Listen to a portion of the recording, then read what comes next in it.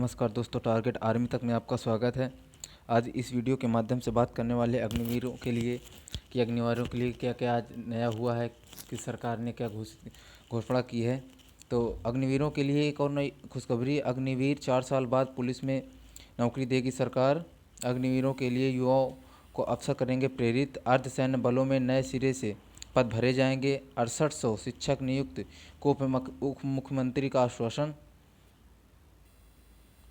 हमारे रक्षा मंत्री राजनाथ सिंह जी का कहना यह है कि परिवर्तनकारी योजना है अग्निपथ, समीक्षा करते रहेंगे राजनाथ। रक्षा मंत्री राजनाथ सिंह ने शनिवार को कहा कि सरकार सैन्य भर्ती की योजना अग्निपथ की समीक्षा करती रहेगी। यदि कोई कमी और चुनौतियां सामने आती हैं तो सरकार उनका उचित समाधान करेगी। उन्होंने कहा कि प्रमुख हितधारकों के साथ लगभग 2 साल के व्यापक विचार विमर्श के बाद योजना को अंतिम रूप से दिया गया है। उन्होंने इस योजना को परिवर्तनकारी बताया। रक्षा मंत्री ने एक निजी चैनल के कार्यक्रम में संबोधित करते हुए कहा कि योजना को लागू होने दें, हम हर साल इसकी समीक्षा करते रहेंगे। अगर हमें कोई कमी या चुनौती मिलती है तो हम उन्हें दूर करने का प्रयास करेंगे। यह हमारी सरकार का प्रतिबद्धता है। उन्होंने कहा कि यह योजना सशस्त्र बलों की भर्ती प्रक्रिया क्रांतिकारी बदलाव लाएगी, जिन्हें 75% अग्निवीरों का कार्यकाल 4 साल बाद समाप्त कर दिया जाएगा। उनके लिए भी सरकार ने कुछ योजनाएं बनाई हैं। केंद्र सरकार ने तीनों सेनाओं में भर्ती के लिए अग्निपथ योजना की घोषणा की है। 14 जून को घोषित इस योजना में 17.5 से 21 साल के बीच युवाओं को 4 साल के लिए भर्ती कराया जाएगा। जो 17 से 21 है वो 17 से 23 साल कर दी गई है। और सबसे बड़ी बात यह कि हिमाचल में अग्निवीरों को मिलेगी सरकारी नौकरी। हिमाचल सरकार सेवानिवृत्ति के बाद अग्निवीरों को नौकरी में प्राथमिकता देगी। शनिवार को मुख्यमंत्री जयराम ठाकुर की अध्यक्षता में हुई कैबिनेट की बैठक में अग्निवीरों को नौकरी देने की सैद्धांतिक मंजूरी दी गई है। हिमाचल दूसरा राज्य है जहां इस सरकार का घोषणा की गई है सरकारी नौकरी देने। अब बात करने वाला हूँ अग्निवीरों के लिए युवाओं को अवसर करेंगे प्रेरित।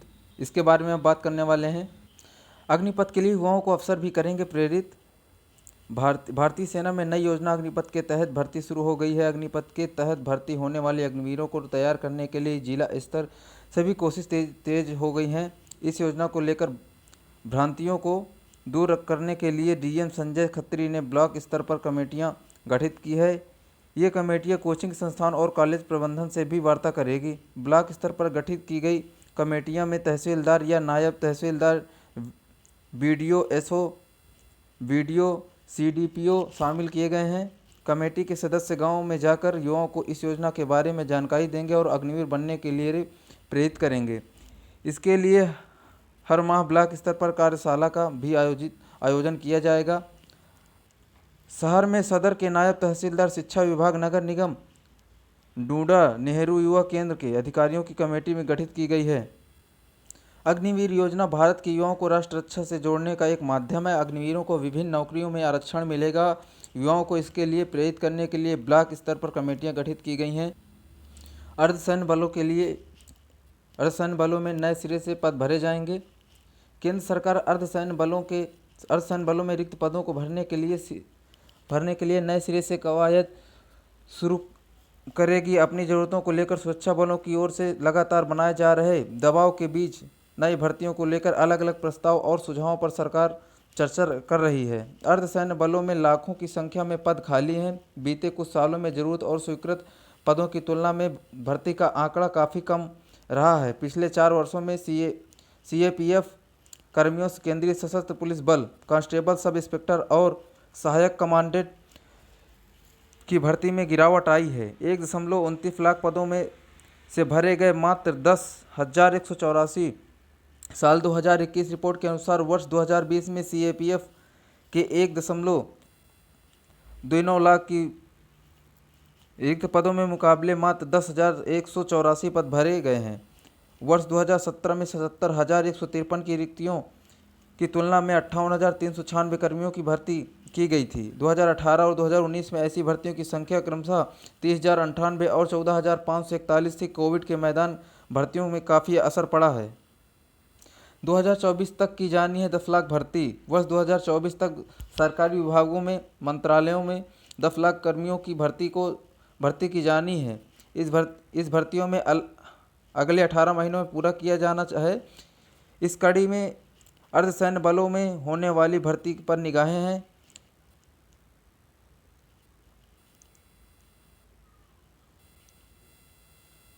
गौरतलब है कि फरवरी 2019 में भी केंद्रीय सशस्त्र बलों में 76,000 से अधिक रिक्तियों को भरने के लिए बड़े पैमानों पर भर्ती अभियान शुरू किया गया है। कुल 76,578 रिक्तियों में से 54,953 रिक्तियां कांस्टेबल सामान्य ड्यूटी के पद भी खाली हैं।